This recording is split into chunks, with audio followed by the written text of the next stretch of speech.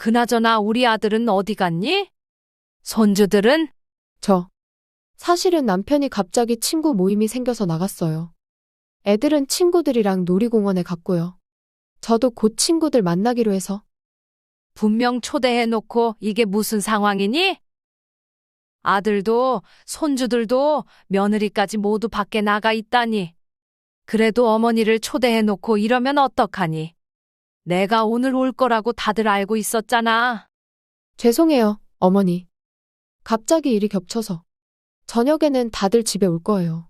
알겠다. 그럼 나는 어떻게 하면 좋겠니? 죄송하지만 어머니께서 잠시 동네 구경이라도 하고 오시면 어떨까요? 저는 67살 된 강순미라고 합니다. 이 이야기를 쓰면서 제 마음이 많이 아팠지만 동시에 후련해지는 느낌도 들었습니다. 가족 간의 오해와 갈등, 그리고 그것을 풀어가는 과정. 쉽지 않았지만 이제야 이렇게 털어놓을 수 있었습니다. 제 이야기가 누군가에게 위로가 되길 바라며 또 젊은 세대들에게는 부모의 마음을 조금이나마 이해하는 기회가 되었으면 좋겠습니다. 말복이라더니 정말 찜통더위가 절정을 찍는 날이었습니다. 아들 내외와 손주들 얼굴을 보고 싶은 마음에 이 폭염도 아랑곳하지 않고 새벽부터 일어나 준비했습니다. 밑반찬도 몇 가지 준비하고 손주들 먹을 간식거리도 챙기느라 보따리가 한아름이 되었지만 그래도 기분은 좋았습니다.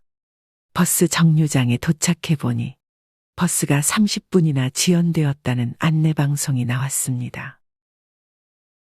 할 수 없이 그늘에 앉아 기다리는데 땀이 비 오듯 쏟아졌습니다. 겨우 버스에 올라탔는데 이번엔 에어컨이 고장 났다네요. 기사님께서 연신 죄송하다고 하시지만 이미 출발한 버스를 되돌릴 수도 없고 2시간 동안 찜통 속에 앉아있는 기분이었습니다. 아이고 덥다 덥어. 이러다가 아들 집에 도착하기도 전에 녹아내리겠네. 옆자리 할머니와 이야기를 나누며 시간을 보내려 했지만 말을 할 때마다 입안에 침이 마르는 것 같았습니다. 겨우 물병을 꺼내 한 모금 마시고 나니 옆자리 할머니께서 눈길로 호소하시더군요. 할 수 없이 남은 물을 드렸습니다. 고마워요. 내가 이걸 어떻게 갚아야. 아이고, 괜찮습니다. 다들 힘든데 뭐려. 그렇게 2시간을 땀범벅이 되어 지나고 나니 드디어 아들이 사는 도시가 보였습니다. 그런데 이게 무슨 운명의 장난일까요? 버스에서 내리려는 순간 하늘에서 갑자기 비가 쏟아지기 시작했습니다. 아이고, 하늘도 나를 맘 편히 보내주지 않는구나. 우산도 없이 무거운 보따리를 들고 비를 맞으며 아들 집으로 향했습니다. 옷은 땀에 젖었다가 비에 젖었다가 정말 죽을 맛이었습니다. 그래도 아들과 손주들 얼굴을 본다는 생각에 힘을 내어 걸음을 재촉했습니다. 아들 집 앞에 도착했을 때는 이미 온몸이 흠뻑 젖어 있었습니다. 머리부터 발끝까지 물에 빠진 생쥐꼴이 되어 초인종을 눌렀습니다.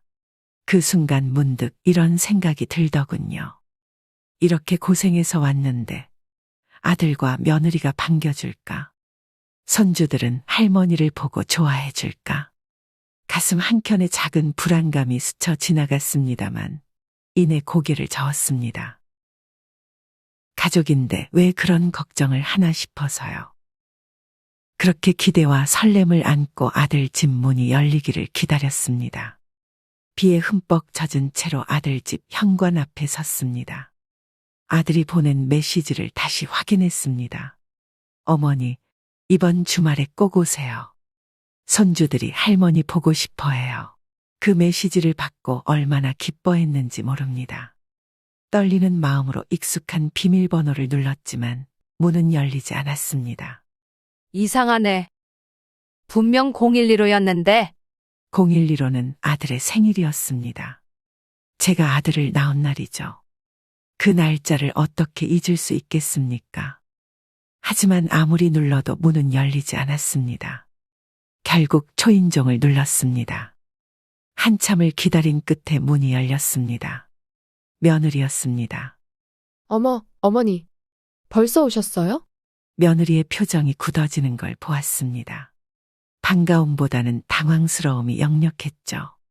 응, 일찍 출발했더니 생각보다 빨리 왔구나. 비밀번호가 바뀌었더라.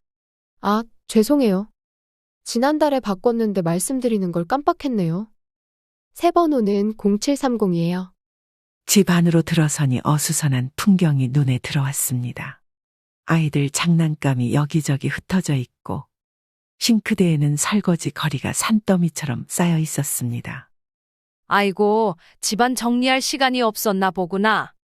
내가 좀 도와줄게. 아, 네, 죄송해요. 어머니 오시기 전에 치우려고 했는데. 며느리의 말에 고개를 끄덕였습니다. 하지만 뭔가 이상했습니다. 분명 초대해놓고 이렇게 준비가 안 된 것은 이해하기 어려웠습니다. 그래도 아들과 며느리, 손주들을 위해 정성스레 준비해온 밑반찬들을 꺼내 냉장고에 넣으려 했습니다. 며느라, 내가 집에서 만든 밑반찬 좀 가져왔어. 냉장고에 넣을게. 아, 네. 근데 어머니, 저희 냉장고가 좀 작아서요. 구석에 조금만 넣어주세요. 냉장고 문을 열어보니 이미 가득 차 있었고 대부분 배달음식 용기들이었습니다. 결국 제가 가져온 반찬통들은 냉장고 구석진 곳에 겨우 밀어 넣을 수 있었습니다. 아이고, 냉장고가 꽉 찼구나. 괜찮아. 조금씩 꺼내 먹으면 되지. 며느리는 어색한 미소를 지으며 고개를 끄덕였습니다. 손주들의 건강이 걱정되어 정성스레 준비한 보양식을 들고 왔습니다. 닭백숙이었죠. 며느리가 닭백숙을 보더니 말했습니다. 어머니, 애들이 이런 음식을 안 먹어요. 제 마음이 무너져 내렸습니다. 그토록 정성 들여 준비한 음식인데 그래도 한번 먹어보는 게 어때? 몸에 좋은데. 며느리가 한숨을 쉬며 말했습니다. 죄송해요, 어머니. 하지만 애들 입맛에 안 맞아요. 그냥 제가 처리할게요. 며느리가 닭백숙을 들고 나가는 걸 보며 가슴이 아팠습니다. 잠시 후 쓰레기 버리는 소리가 들렸고 제 마음도 함께 버려지는 것 같았습니다. 그나저나 우리 아들은 어디 갔니? 손주들은? 며느리의 표정이 더욱 굳어졌습니다. 사실은 남편이 갑자기 친구 모임이 생겨서 나갔어요.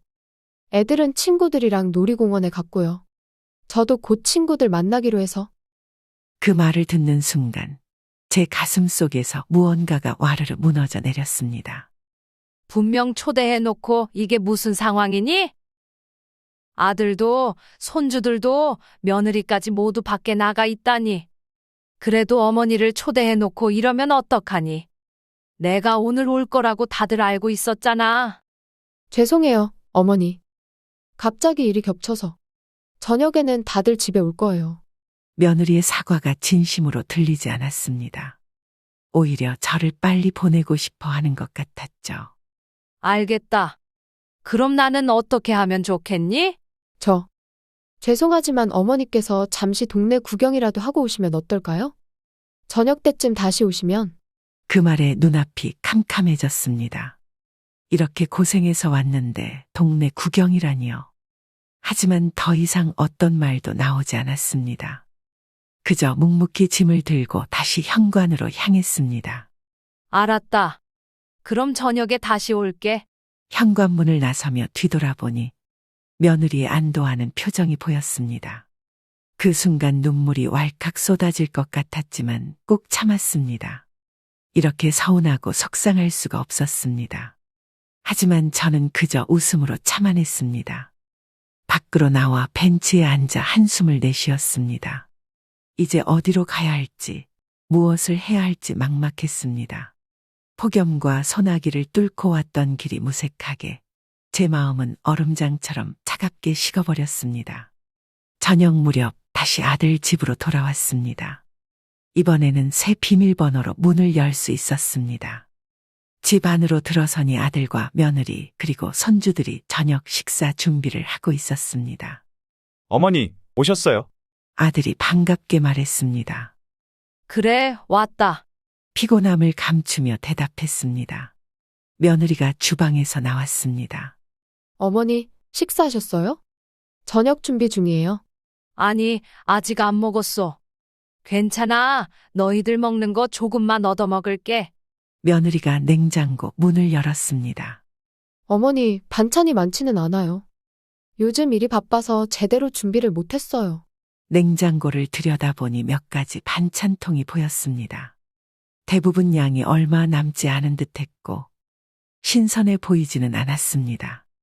괜찮아. 있는 거로 충분해. 하지만 속으로는 조금 서운했습니다. 제가 온다는 걸 알고 있었는데 새 반찬을 준비하지 않았다니.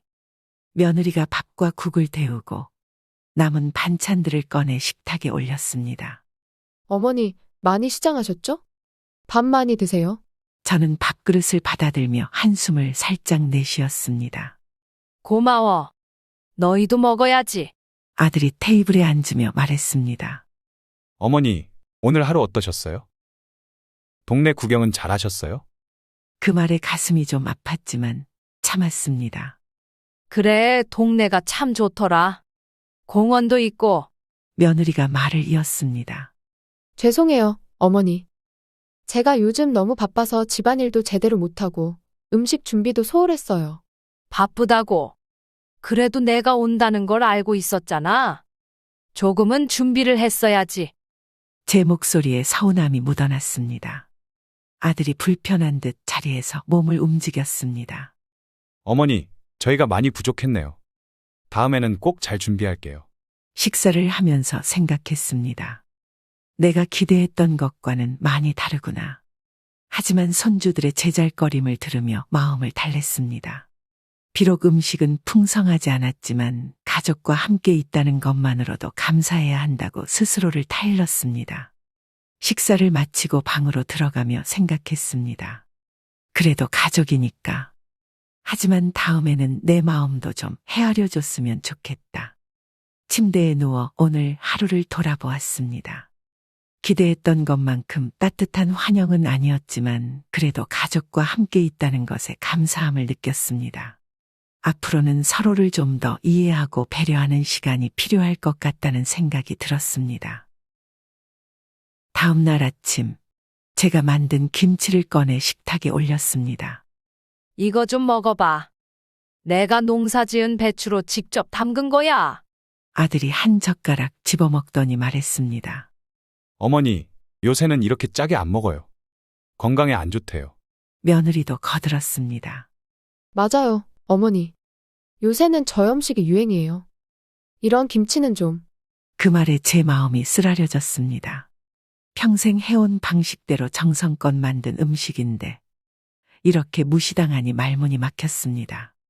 그래. 내가 몰랐네. 옛날 방식이라 그런가 보다. 며느리가 말을 이었습니다. 어머니, 죄송해요. 하지만 요새는 이런 거 잘 안 먹어요. 제가 사온 김치가 있으니까 그거 드세요. 식탁에서 일어나 방으로 들어왔습니다. 눈물이 나려는 걸 꾹 참았습니다. 제 정성과 사랑이 이렇게 쉽게 무시당하다니. 이불 속에 파고들며 생각했습니다. 내가 너무 구식인가? 아니면 세상이 너무 빨리 변한 걸까? 평생 가족을 위해 정성껏 준비해온 음식들이 이제는 쓸모없어진 것 같아 마음이 아팠습니다. 하지만 한편으로는 변화하는 세상에 적응해야 한다는 생각도 들었습니다. 그러던 중 아들이 조심스럽게 제게 다가왔습니다. 아들의 표정이 어딘가 불안해 보였습니다. 어머니, 잠깐 시간 좀 있으세요? 그래, 무슨 일이니? 아들은 주저하다가 입을 열었습니다. 어머니, 혹시 돈 좀 빌려주실 수 있으세요? 다음 달 초에 꼭 갚을게요. 순간 가슴이 철렁 내려앉았습니다. 아들에게 돈을 빌려준 적이 한두 번이 아니었지만 갚은 적은 거의 없었습니다. 얼마나 필요한데? 5천만 원만 빌려주세요. 회사에서 급하게 써야 할 일이 생겼어요. 5천만 원이라. 제 통장에 그 정도 금액이 있기는 했지만 그건 제 노후를 위해 모아둔 돈이었습니다. 아들아, 그 돈이 회사 일에 필요하다면 회사에서 지원해줘야 하는 거 아니니? 아들의 표정이 굳어졌습니다. 어머니, 그게 사정이 좀 복잡해서요. 제발 이번 한 번만 도와주세요. 마음이 복잡해졌습니다. 도와주고 싶은 마음도 있지만 한편으로는 제 노후가 걱정되기도 했습니다. 그때 며느리가 거실로 나왔습니다. 며느리의 손에 들린 고급스러운 가방이 눈에 띄었습니다. 어머니 오늘 날씨가 참 좋네요. 며느리의 밝은 목소리와는 달리 제 마음은 더욱 복잡해졌습니다. 방금 전 아들이 돈을 빌려달라고 했는데 며느리는 비싼 가방을 들고 있었기 때문입니다. 그래, 오늘 날씨가 좋구나. 그 가방 새로 산 거니? 며느리의 얼굴이 살짝 굳어졌습니다. 아, 네. 친정언니가 생일 선물로 줬어요. 아들이 얼른 끼어들었습니다. 어머니, 아까 말씀드린 건 저는 한숨을 내쉬었습니다. 알았다, 알았어. 하지만 이번이 마지막이야. 앞으로는 꼭 갚아야 해. 아들의 얼굴에 안도의 빛이 스쳤습니다. 정말 감사합니다, 어머니. 꼭 갚을게요. 며칠 뒤 손주들 방에서 장난감을 정리하다 우연히 서랍에서 빚 독촉장을 발견했습니다. 5천만 원이나 되는 거금이었습니다. 가슴이 철렁 내려앉았습니다. 저녁 식사 후 조심스레 아들에게 물었습니다. 아들아, 오늘 손주방 정리하다가 우연히 봤는데 무슨 일 있니? 그렇게 큰 빚이 있었던 거야? 아들의 얼굴이 굳어졌습니다. 어머니, 그건 제 개인적인 일이에요. 신경 쓰지 마세요. 내 일이라도 어머니가 걱정되어서 그래. 혹시 내가 도와줄 방법이 있을까 싶어. 됐어요. 그리고 이 일은 아무한테도 말하지 마세요. 그러고는 아들은 방을 나갔습니다. 혹시나 무슨 일일까 걱정이 되어 다시 한번 물어볼 생각에 거실로 나가려는데 문틈 사이로 아들과 며느리의 목소리가 들려왔습니다. 그렇게 아들에게 며느리가 말하는 걸 우연히 듣게 되었습니다. 여보, 요즘 정말 살기 힘들어요. 어머님 계신 동안 외식도 못하고. 아들이 대답했습니다. 그래, 어머니 가시면 우리끼리 외식하자. 그 말을 듣고 가슴이 아팠습니다. 내가 이 집에서 그저 방해가 되는 존재처럼 느껴졌습니다. 아들의 빚, 며느리의 이중적인 모습, 손주들 문제. 모든 게 복잡하게 얽혀 있었습니다. 그날 밤 잠을 이루지 못했습니다. 이대로 모른 척하고 돌아가야 할까? 아니면 뭔가 도움을 줘야 할까? 고민 끝에 결심했습니다. 며칠 뒤 아들 부부와 진지하게 대화를 나눠야겠다고 마음먹었습니다. 그날 오후 아들과 며느리가 저를 거실로 불렀습니다. 두 사람의 표정이 심각해 보였습니다. 어머니, 사실 저희가 요즘 좀 어려운 상황이에요. 아들이 입을 열었습니다. 며느리가 말을 이었습니다. 네. 회사 사정도 안 좋고 대출금 이자도 감당하기 힘들어요. 그래서 말인데, 아들이 망설이다 말을 꺼냈습니다. 혹시 어머니 연금을 저희한테 좀 보태주실 수 있나요? 당분간만요. 순간 귀를 의심했습니다. 내 연금을 달라고? 그건 내 혼자 살아갈 수 있는 유일한 수입원인데. 얘들아, 그건 안 돼. 그 돈은 내가 살아가는데 꼭 필요한 거야. 아들의 표정이 일그러졌습니다. 하지만 어머니, 저희도 정말 급해요. 어머니는 우리 집에서 같이 사시면 되잖아요. 며느리도 거들었습니다. 네, 어머니. 저희가 잘 모시겠습니다. 대신 연금은 저희 가게에 보태주세요. 가슴이 철렁 내려앉았습니다. 제 아들, 제가 그토록 사랑하는 아들이 이런 말을 하다니. 눈물이 차올랐지만 꾹 참았습니다. 미안하다, 얘들아. 하지만 그건 정말 안 돼. 내 연금은 내 생활비야. 너희를 도와주고 싶지만 그건 내 생존의 문제란다. 아들 부부의 표정이 실망감으로 가득 찼습니다. 어머니, 정말 저희를 도와줄 생각이 없으신 거예요? 아들의 목소리가 높아졌습니다. 그래, 없단다. 내 연금은 줄 수 없어. 제 목소리도 단호해졌습니다. 방으로 돌아와 침대에 앉았습니다. 눈물이 주르륵 흘러내렸습니다. 제가 그토록 사랑하고 아끼던 아들과 며느리가 저를 이용하려 한다는 사실이 너무나 고통스러웠습니다. 하지만 이내 마음을 다잡았습니다. 이제는 나를 지켜야 해. 내 노후는 내가 책임져야 해. 그날 밤 한숨도 자지 못했습니다. 아들 부부와의 관계 그리고 제 앞으로의 삶에 대해 깊이 고민했습니다. 이제는 무언가 결단을 내려야 할 때가 온 것 같았습니다. 다음 날 아들 내외가 친척들과 지인들을 초대해 집들이 겸 가족 모임을 열었습니다.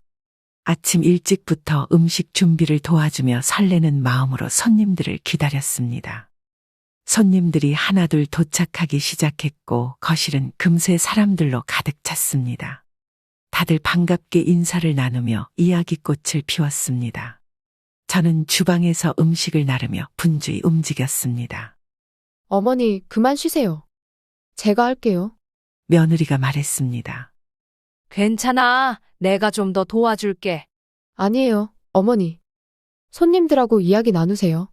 며느리의 말에 주방을 나와 거실로 향했습니다. 하지만 거실에 들어서자 갑자기 어색해졌습니다. 모두가 삼삼오오 모여 이야기를 나누고 있었고 웃음소리가 가득했습니다. 저는 조용히 구석 소파에 앉았습니다. 옆자리의 대화에 귀를 기울여 보았지만 무슨 말인지 알아들을 수가 없었습니다. 그래서 말이야, 그 NFT가 대박이 났다니까. 맞아. 나도 요즘 메타버스 투자하고 있어.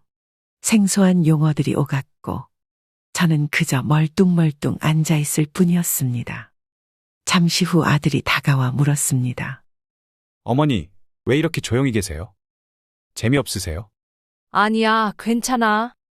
너희들 이야기하는 거 듣고 있어.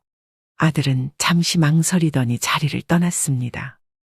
저는 그저 미소 지으며 앉아 있었지만 마음속으로는 외로움이 밀려왔습니다.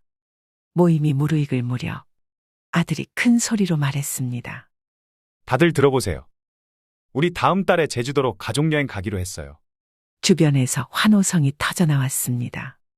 저도 덩달아 기뻐하며 물었습니다. 어머, 정말? 날짜는 언제로 잡았어?